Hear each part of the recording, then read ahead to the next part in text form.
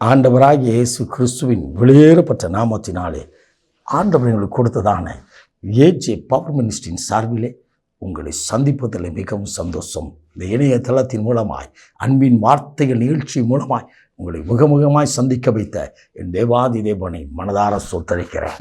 இன்றைக்கு நாம் தியானிக்க போகிற வார்த்தை யோபின் புத்தகம் 23ஆம் அதிகாரம் 14வது இறை வார்த்தை. நிறைவேற்றுகிற தேவன் அவர் உனக்கு குறித்ததை நிறைவேற்றுவார். எந்த மனிதனும் தடுக்க முடியாது, எந்த பதவியும் தடுக்க முடியாது, எந்த பிசாசும் தடுக்க முடியாது, எந்த பிள்ளி சுனி ஆவியும் தடுக்க முடியாது. உங்கள் வாழ்க்கையில் கர்த்தருடைய ஆவியானவர் சொல்கிறார், உனக்கென்று குறிக்கப்பட்ட ஆசீர்வாதத்தை நான் நிறைவேற்றுவேன். சொன்னேன், அதை செய்வேன் என்று சொல்கிறார். எனக்கு அருமையான யோபை குறித்து, யோபின் சரித்திரத்தை குறித்து நமக்கு தெரியும். அவன் பாடுகள் நிறைந்த சரீரத்தோடு எல்லாவற்றையும் இழந்து கண்ணீரோடு கதறி வருகிற ஒரு தேவ மனிதன். அவன் சரீரம் முழுதும் புட்களால் கொடூரமான வியாதியினால் கடந்து வந்த போதும் அவனுக்கு ஆறுதல் சொல்ல வந்தவர்களே அவள் பரிகாசம் பண்ணினார்கள். கட்டிய மனைவி பரிகாசம் பண்ணினார். இதே சூழ்நிலை மத்தியிலே நான் இவ்வளவு பாரத்தோடு ஜெபிக்கிறேன், பாரத்தோடு வாசிக்கிறேன், பாரத்தோடு வேதம் படிக்கிறேன், ஆனால் என் தேவன் என்னுடைய ஜெபத்தை கேட்கவில்லையோ என்று சொல்லி அங்கலாக்கின்றிருக்கிறோம். கவலைப்படாதீர்கள். உங்களை பார்த்து கர்த்தருடைய ஆவியானவர் சொல்கிறார், உனக்கென்று நான் ஆசீர்வாதத்தை வைத்திருக்கிறேன். உங்களுக்கென்று, உன் குடும்பத்திற்கென்று, உன் சந்ததிக்கென்று, உன் குடியிருப்புக்கென்று விசேஷித்த ஆசீர்வாதங்களை நான் வைத்திருக்கிறேன். ஆம், எனக்கு அருமையானவளே, விசேஷித்த நன்மைகளை வைத்திருக்கிறார். யோபு விசுவாசித்து பேசுகிறார், விசுவாசித்து பேசுகிறார். எனக்கு அருமையானவளே, எல்லாவற்றையும் இழந்தாலும் என் ஆண்டவராகிய கடவுளை மாத்திரமும் இழக்கவில்லை. அவன் அது விசுவாசித்து பேசுகிறார். என் மீட்பர் இயேசு உயிரோடு இருக்கிறார் என்று சொல்லி யோபு 19:25 வாசிக்கிறோம். விசுவாசித்து பேசுகிறார். அந்த நாட்களில் பைபிள் இல்லை, அந்த நாட்களில் அவனை வழிநடத்த பாஸ்டர் இல்லை, அவனை வழிநடத்த சபை இல்லை. ஆனால் தேவனுடைய ஆவியானவர் அவனோடு கூட இருந்தார். ஹல்லேலூயா. இன்றைக்கு உங்கள் கரங்களில் வேதம் இருக்கிறது, என்னுடைய கரங்களில் வேதம் இருக்கிறது.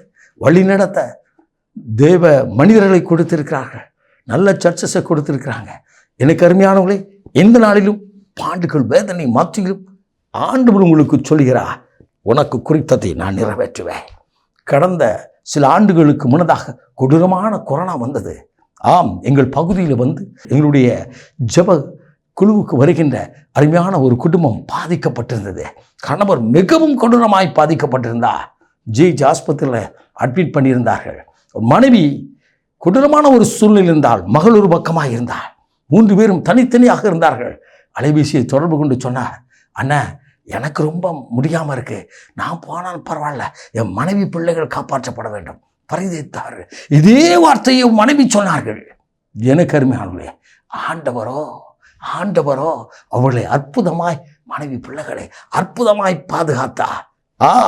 அவர்களுக்கென்று கொடுக்கப்பட்ட குறிக்கப்பட்ட ஆசீர்வாதங்கள் நிறைவேற்றினார்.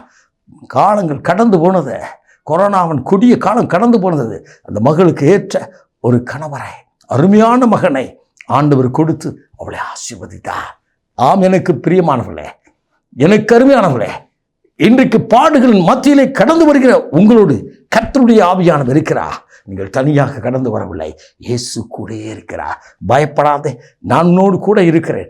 அஞ்சாதே, நான் உன் தேவன், நான் உனக்கு சகாயம் செய்வேன் என்று சொன்னவன் உங்களுக்கென்று குறிக்கப்பட்ட ஆசீர்வாதத்தை உங்களுக்கு கரத்தில் கொடுப்பா, உங்கள் குடும்பத்தில் கொடுப்பா. இதோ உங்கள் தலைமுறை செழிக்கும், உங்கள் சந்ததி ஆசீர்வாதத்தை நீங்கள் காணப் போகிறீர்கள். தீர்க்க ஆயுசோடு இருக்க போகிறீர்கள். உன் ஆயுசு நாட்களை பெருக பண்ணுகிற தேவன் உயிரோடு கூட இருக்கிறார். நாம் ஜெபிப்போமா? மகா பரிசுத்தம் உள்ள தகப்பனே, இந்த அற்புதமான வேலைக்காய் சோத்தரிக்கிறோம் அப்பா.